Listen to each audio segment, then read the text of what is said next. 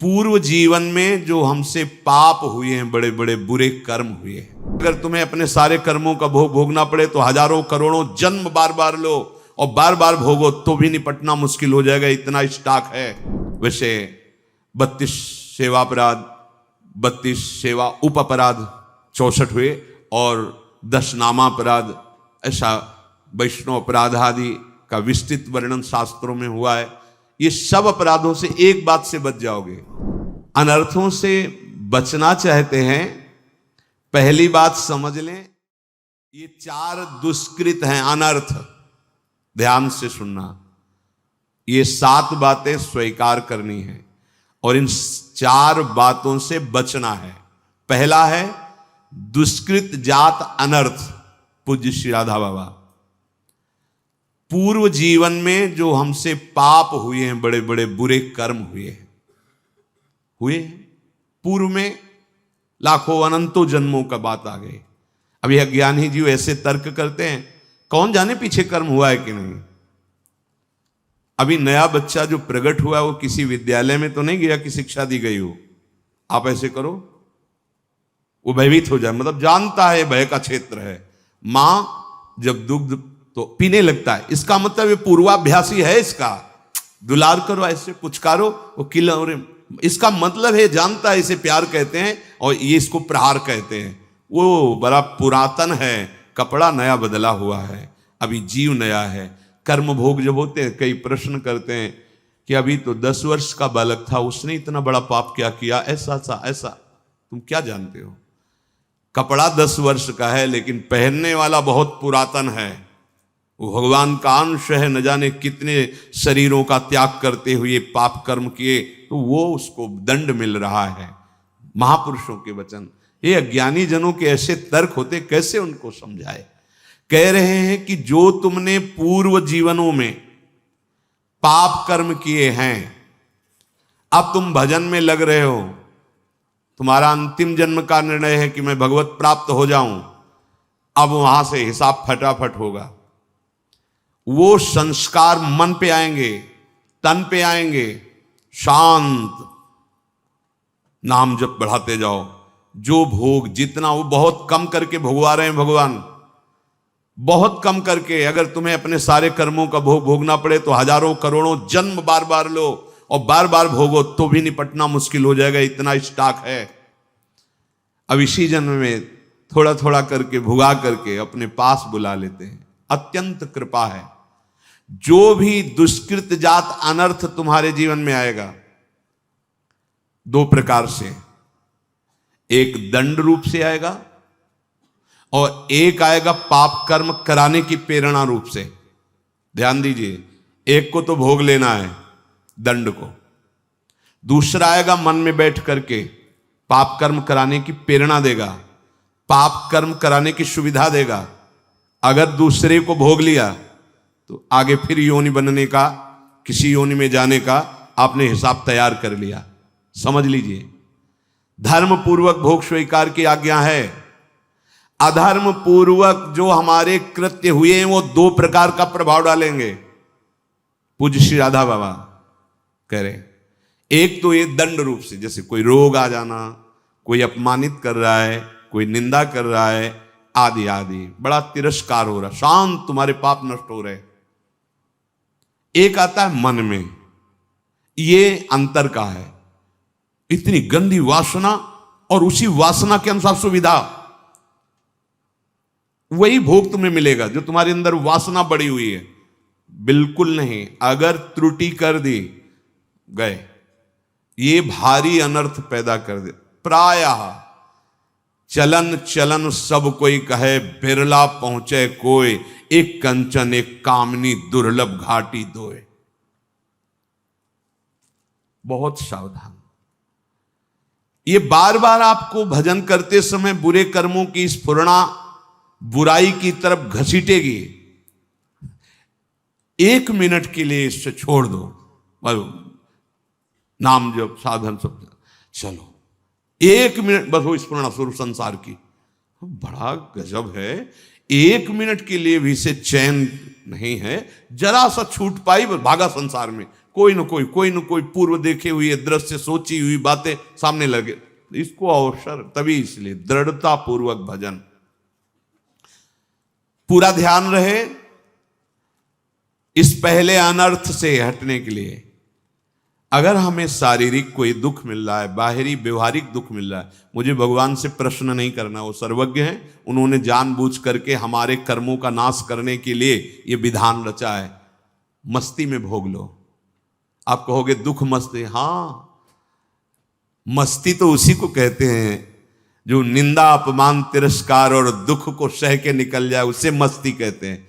मूर्खता को मस्ती थोड़ी कहते हैं कि आप मदिरा पिए हो, दंडता कर रहे हो, पापाचरण, बोले बहुत मौज और मस्ती है, ये बहुत हिसाब गहरा पड़ेगा, सह नहीं पाओगे। मस्ती तो उसी को कहते हैं भारी से भारी अपमान तिरस्कार दुख सह गए और निकल गए, भगवत मार्ग में आगे बढ़ गए, बलिहारी उस चरणों की, उस महात्मा की, उस साधक की, जो ऐसे उसे मस्त कहते हैं। वाह वाह रे फकीरा वाह जी, धन्य है तू, निकल गया माया को रौंद के। तो फकीर का मतलब केवल वेश से नहीं है, अंतर से है।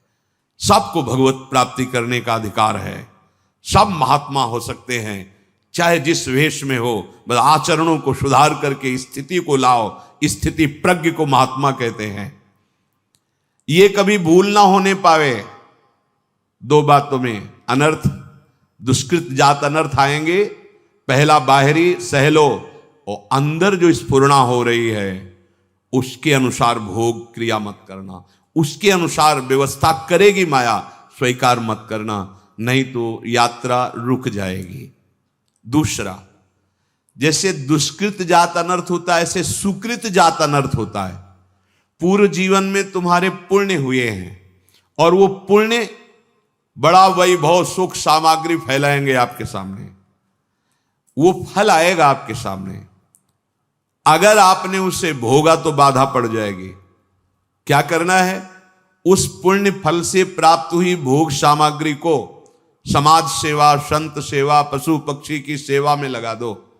आप उतना ही स्वीकार करो जितने से जीवन पोषण होता है।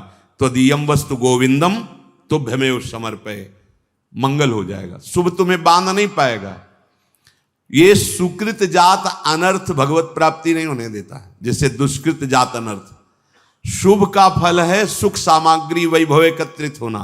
उसकी अगर भोग वृत्ति हुई कि मैं इतने धन का स्वामी, मैं इतने वैभव का स्वामी, मेरे पास ये सब, फंस गए। नहीं, भगवान की दी हुई वस्तु है। भगवत भक्तों में, प्रभु सेवा में, जन सेवा में, ऐसे उसका स्वामित्व प्रभु को ही, अपना नहीं। सच्चे हृदय से भगवान का मान करके समाज सेवा में लगा दिया जाए तो ये शुभ उसे अनर्थ रूप होकर बाधित नहीं करता। तीसरा है अपराध जनित अनर्थ। ये प्राय बहुत ध्यान देने योग्य विषय है। चारों अनर्थों का त्याग करने पर ही प्रेम दृष्टि प्रकाशित होती है। 32 सेवापराध पीछे बताए गए, कई बार 10 नामापराध बताए गए हैं।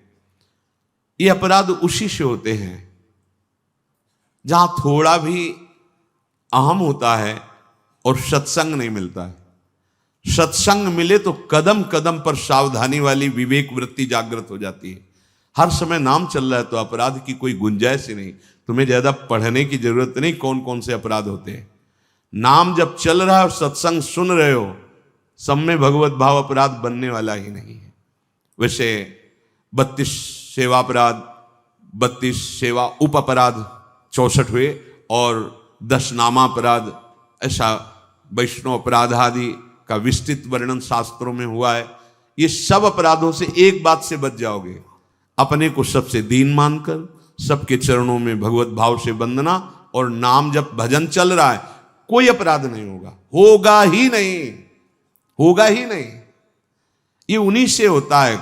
बेमतलब वार्ता कर रहे हैं, कोई मतलब नहीं उनकी बातों का, एक की प्रशंसा एक की निंदा, अपराध बनते चले जाएंगे।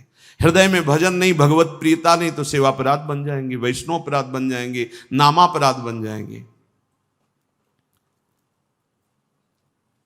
चौथा है भक्ति जात अनर्थ।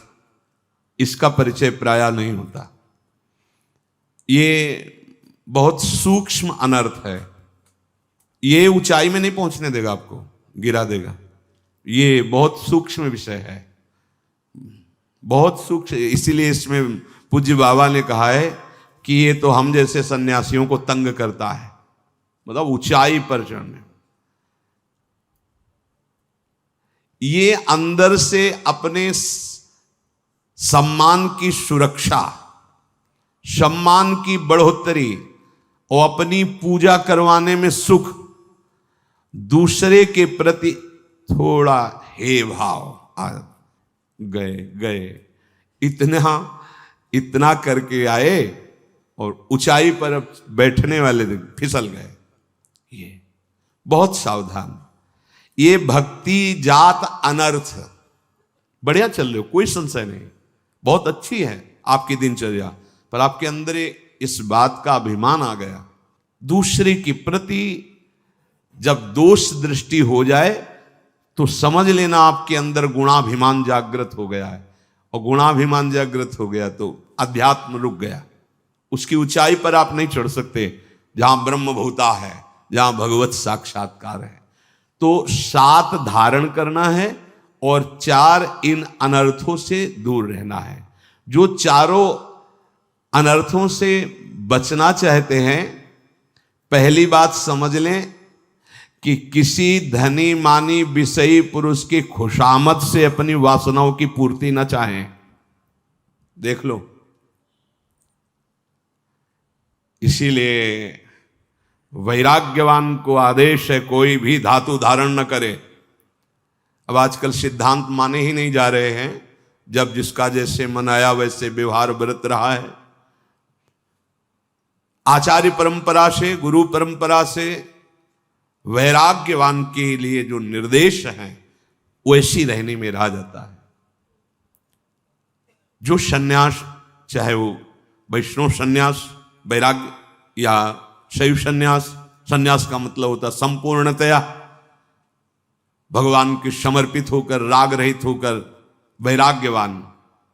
2 ही पात्रों का वर्णन है, या तो रज के पात्र में पाए, या जैसे जंगली नारियल आदि के पात्र खप्पर होते, उनमें सन्यासी जन प्राय काशी क्षेत्र में देखा खप्पर और उसी का कमंडल।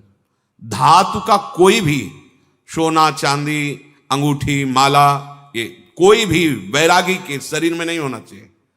धातु नहीं, धातु निषेध की गई है। वैरागी तन ढकने के लिए वस्त्र डाल लिए बस, कोई श्रृंगार शरीर का नहीं। आचार्य परंपरा के आदेश से रजरानी और प्रिया प्रीतम का प्रसादी चंदन, श्रृंगार शब्द से नहीं।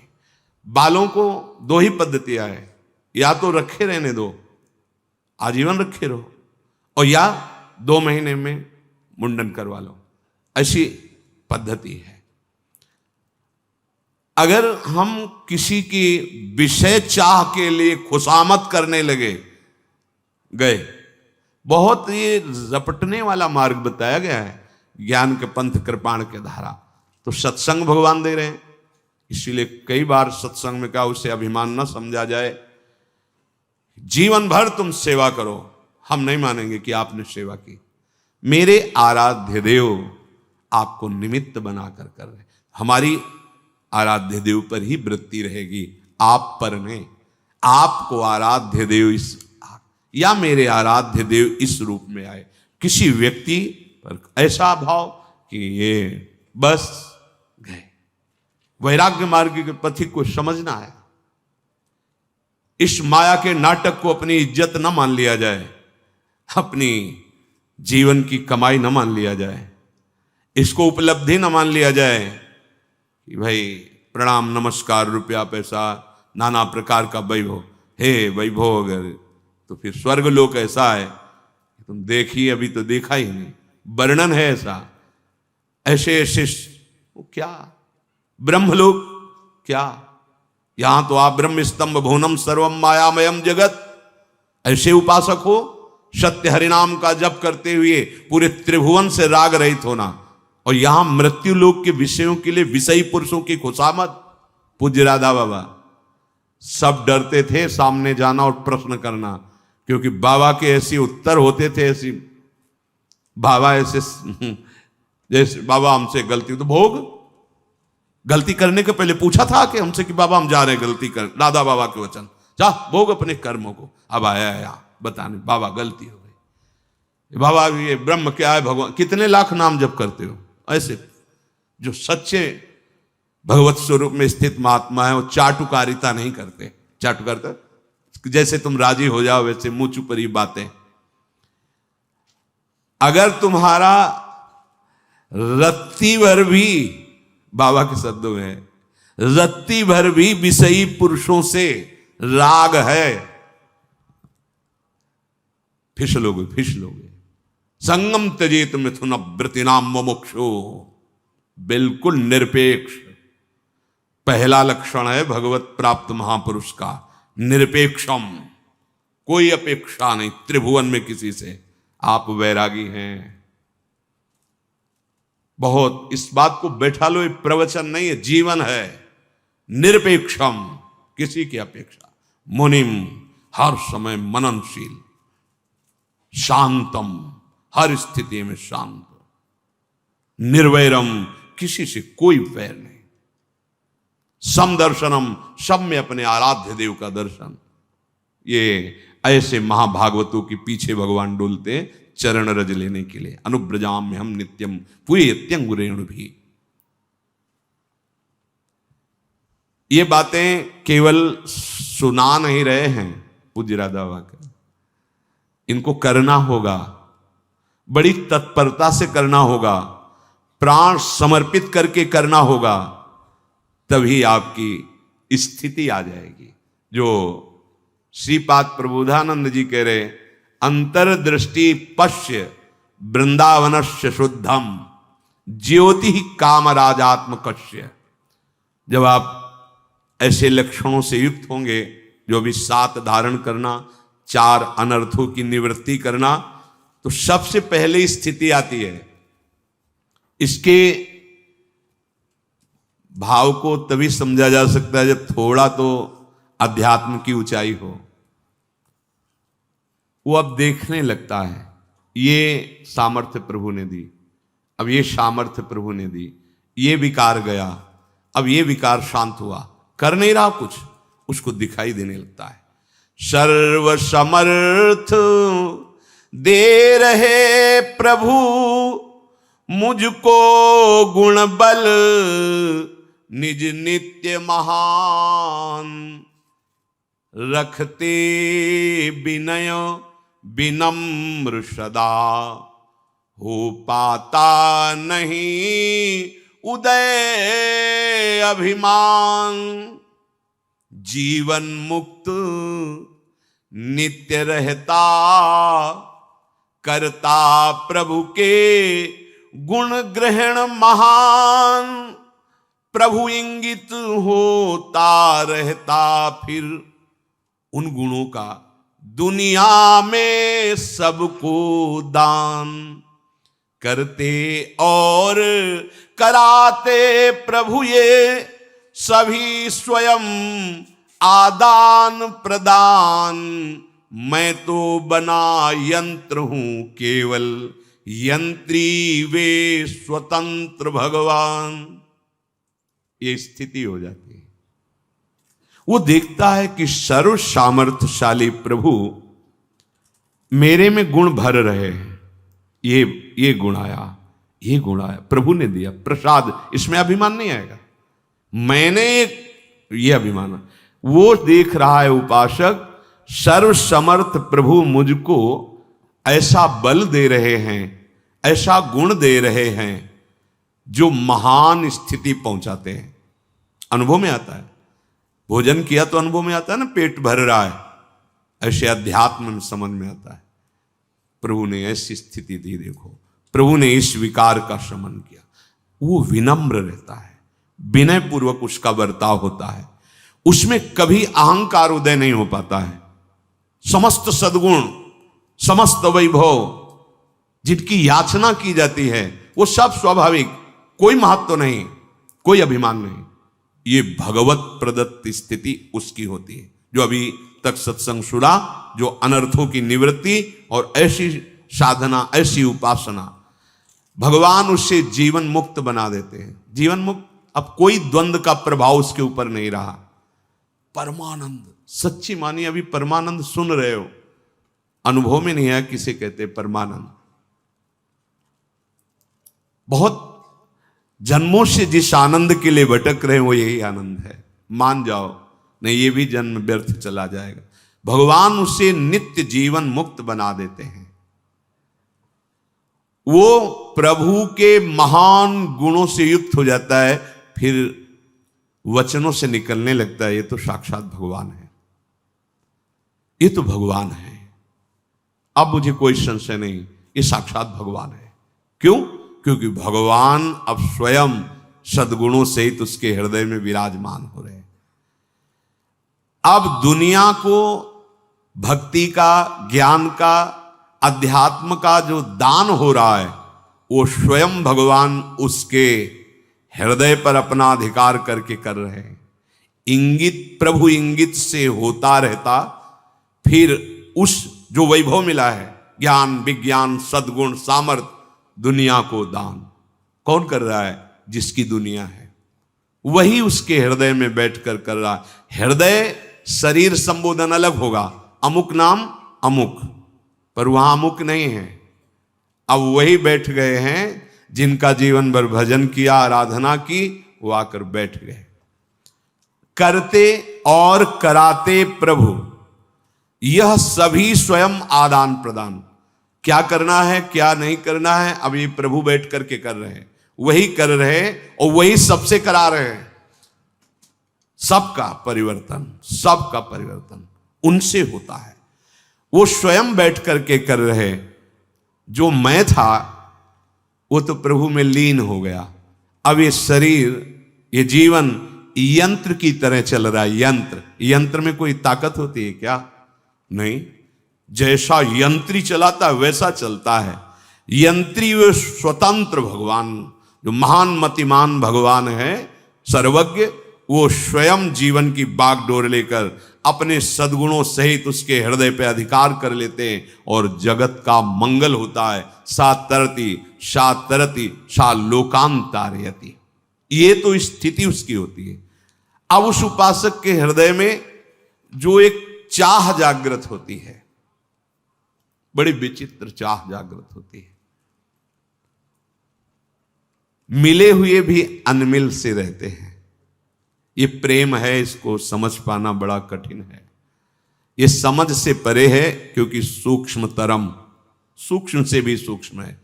ये अनुभव स्वरूपम है, प्रतिक्षण वर्धमानम है, ये कामना रहितम है, ये लौकिक गुण रहितम है, ये अलौकिक है। यद्यपि उपासक का हृदय भगवत सानिध्य से भरा हुआ है, पर ऐसी स्थिति में उसके हृदय में एक ऐसी पीड़ा प्रकट होती है, जिसे मीरा जी कहती है कि जो मैं ऐसा जानती, प्रीत किए दुख होए, नगर ढिंढोरा पीटती अजी प्रीति न करियो को। यहां जो दुख शब्द वर्णन किया है ना, ये बहुत गूढ़ है, अद्भुत सुख का वर्णन है, अद्भुत सुख। स्थिति क्या है वो खुद वर्णन किए। मेरे हृदय में प्रभु आकर अधिकार कर लिए, समस्त सद्गुणों सहित विराजमान होकर जगत का मंगल वो कर रहे हैं। एक यंत्रवत हो रहा है, पर वही उपासक फिर भी मेरी अखियां उनके दर्शन की प्यासी है। जैसे निरंतर गिरधर का संग, फिर भी मीरा जी का हृदय तृप्त नहीं हो रहा। अखियां हर दर्शन की प्यासी, रात दिन नींद नहीं आ रही है। किधर, कब, कैसे, कहां गिरधर मिले, और मिले हुए तन मन के बिछुरे नहीं। ये अद्भुत प्रेम है। चाह बढ़े दिन रैन, कबहु संजोग न मानही, देखे भरी भरी नैन। प्यारी जू, जब जब देखो तेरो मुख, तब तब नयो नयो लागत, ऐसो भ्रम होत देखो न कबहू री। ऐसा लगता है मैंने आपको कभी नहीं देखा है। ये प्रेम है। तरस रही अखियां देखन को, बलिहारी है उन अखियों की जो दर्शन के लिए तरस रही है। दर्शन कबहु न दीन है, ऐसो भ्रम होत देखो न कबहू री। ये अन्य नहीं समझ सकता, उसको लगेगा कि ये भक्त बेचारा रोते रोते जीवन व्यतीत हो गया। कभी किसी ने लिखा कि बोरी सखी जीवन हो गया, कभी उनको इस नहीं, तुम क्या जानते हो, आओ बैठो पास, तुम्हें दिखाएं उनके शब्दों में कि प्यारी जो सामने है कि नहीं। पर वो जब तक रज का सेवन नहीं होगा, भजन नहीं होगा, तब तक एक एक पंक्ति में प्यारी जो सामने खड़े हैं भोरी सखी के सामने, उन्हीं से बात कर रहे। ये प्रेम है, प्रेम, इसको समझना। भगवत रसिक रसिक की बातें रसिक बिना को समझ सके ना। तरस रही अखियां देखन को, ये क्रम से है स्थिति। 7 बातें धारण की, 4 अनर्थ का त्याग, तो वो स्थिति आ गई अहमलीन। अब ये चाह पैदा हो गई, विकलता। अब आवेंगे, अब दिखेंगे, आशा उर्मे लीन्हे, तुम दरस कबहू नहीं दीन्हे। वो रो रहा है, जीवन हो गया, आपने दर्शन नहीं दिया। ये स्थिति है प्रेम की। अरे बहुत बली प्रेम है, महाबली है। प्रियालाल सिंहासन पर विराजमान, गोद में प्रिया, अचानक प्रेम की वृत्ति ऐसी, अंक स्थिति पे दैते किमपि प्रलापम, हा मोहनेति मधुरम विदधत्य अकस्मात्। हा मोहन, हा मोहन, तुम कहां हो? अंक स्थिति पे दैते किमपि प्रलाप। यहां प्रेम की कैसी अद्भुत दशा है। प्यारी जी के समीप है, हा राधा राधिका पुकारत निरखिन, क्वासी क्वासी वृषभानुनंदिनी बिलपत। ये एकांतिक प्रेम, ये जग गया तो बड़े बड़े नमस्कार करते हैं उस प्रेमी महात्मा को, जिसके हृदय में अद्भुत प्रेम, दुर्लभ वस्तु सबके लिए होगी, हमारे आपके लिए नहीं। क्यों? क्योंकि प्रियाजू ने बुलाया है ना, इसी रस के लिए तो बुलाया है। प्रियाजू यही तो देना चाहती हैं, नहीं तो हम क्या जाने। प्रियाजू को मगन थे संसार में, घसीटा उन्होंने, तो विश्वास करो निमंत्रण दिया है, पत्तल भी लगा दिया, ये पत्तल लगा दिए, पात्र भी परोस दिए गए। अब उसमें जो रस है, चिंता मत करो, धैर्य से बैठे रहो, रस भी आ जाएगा। वो इतने पे नहीं उठा देगा, दोना पत्तल बिछा दिया, अच्छा भाई राधे श्याम, ऐसा नहीं करेगा। कोई भी धर्मात्मा नहीं करता ऐसा निमंत्रण देख के। फिर ये तो मूर्तिमान करुणा समुद्र, प्रेम समुद्र, अति उदार भी सुंदर, सुरत सूर सुकुमार, ये भला ऐसा कैसे कर, जाओ जाओ। वैसे हमारे प्रेम में नहीं, पर बैठे रहें। बैठे रहने का मतलब अनुशासन, आज्ञा पालन, जैसा उपदेश दिया जा रहा है वैसा, तो सब रस हृदय में आ जाए, हम मनमानी आचरण न करें। तो ये अब आवेंगे, अब दिखेंगे, आशा उर्मे लीन्हे। आज तो जरूर जागृत में नहीं हुआ, स्वप्न में आ जाएंगे, विश्राम स्थिति में मगन हो रहा। आज तो प्रिया जी आएंगे, प्रियालाल आ जाए, पक्का आएंगे। सुबह हुआ, फिर हो सकता है आज दिन में, रात दिन देखत रहूं बाट हो निस दिन, प्यारे छिन छिन तेरी। कभी तो आएंगे ना, पक्का विश्वास आएंगे, वो दर्शन देंगे।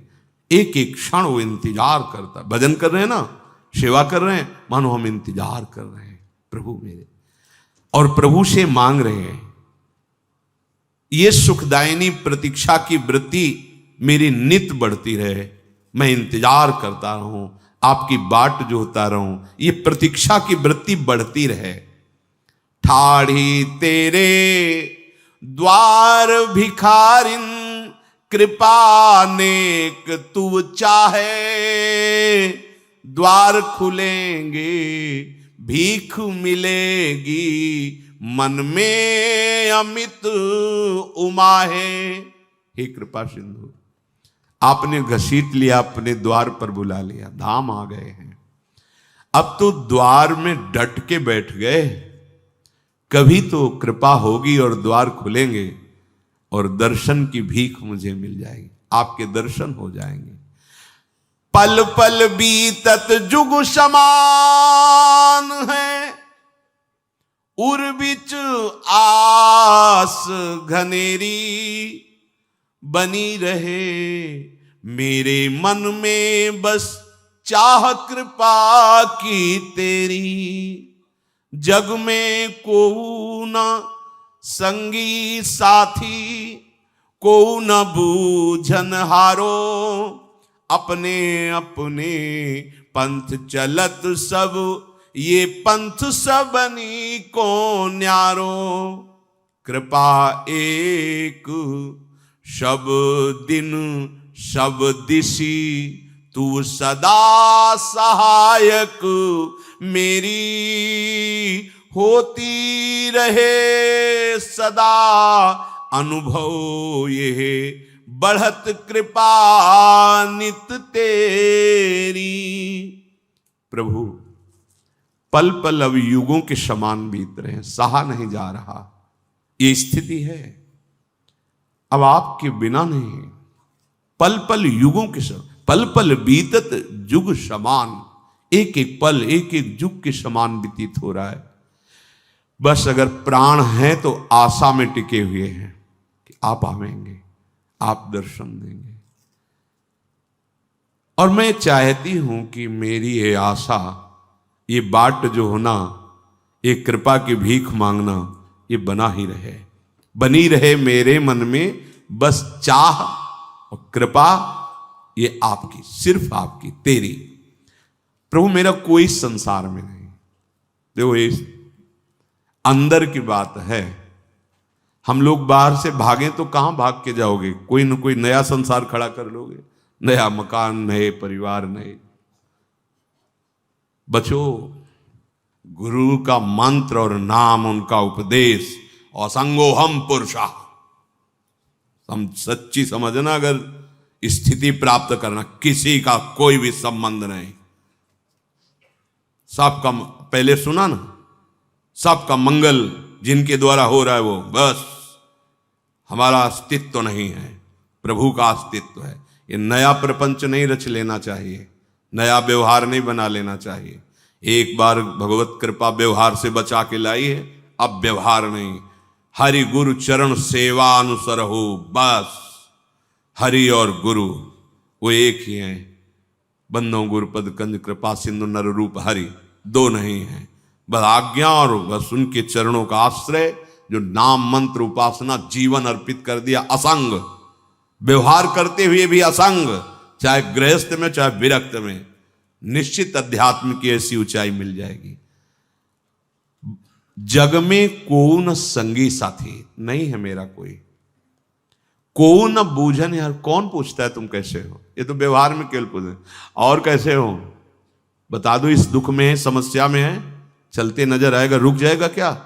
व्यवहार में उसने पूछा तुम कैसे हो, बोले चकाचक है सब, चल। कोई नहीं पूछता, किसी को नहीं पूछता। हे प्रभु मेरे हृदय की जो चाह है, ये कोई नहीं बूझन हारो, कोई नहीं समझने वाला। अपने अपने पंथ चलत सब अपने स्वार्थ की पूर्ति के लिए प्रेम प्यार व्यवहार का नाटक करते चले जा रहे। पर प्रभु मेरा तो अलग ही है ना, मैं तो सिर्फ आपसे प्यार करता हूं, सबनिते न्यारो, मेरा पंथ अलग है, मैं सिर्फ आपसे प्यार करता। बलिहारी है उस हृदय की जिसके हृदय में ये बात है, मीरा जी दूसरो न कोई।